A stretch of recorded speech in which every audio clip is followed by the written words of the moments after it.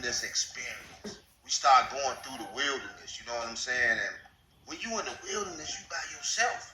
And you going through the motions of life, and you dealing with these issues of life when ain't nobody else around. Nope. And then God start pulling you out of that. You know, pulling you out of some things, pulling you out of some situations, and start cleaning you up. And then after spending some time alone with God, he began directing your steps. He began directing your paths. You know, then when you coming out, you start talking differently. You start walking differently.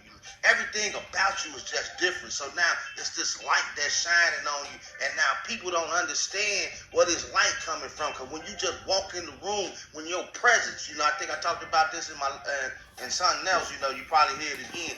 But your presence just intimidate people. And not only intimidates it irritates folks. People, because now you're moving and you're walking in a different realm. You see what I'm saying? And so when you start walking in a different realm, everybody not gonna like the realm that you walking in, bro. You got friends just as envious as your foes. Deep down in your soul, you already know you can't stay where you are. You've been pleading with God. Every morning you get up and get dressed, you know in your spirit you too genius for that job. A lot.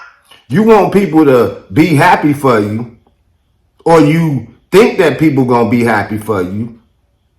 You want people to be happy for you, but at the end of the day, everybody is not going to be happy with the direction that God is taking you in. We'll talk about that next week when I get into Joseph, the dreamer.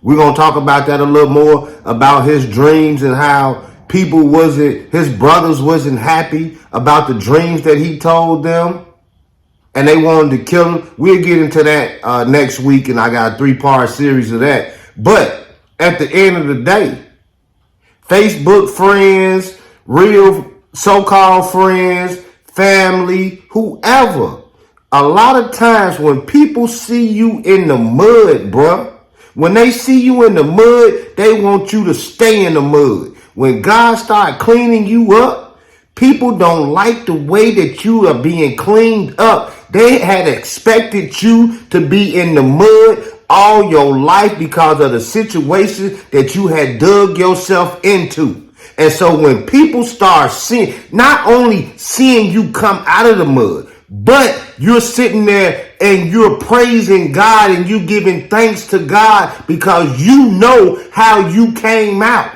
Everybody else don't want to accept how you came out. It's one thing to come out and you say and you proclaim that you came out on your own. But when you coming out saying, man, God is good, and look at the direction that God is taking me, and the things that are in you start coming out of you in front of them, they do not like it.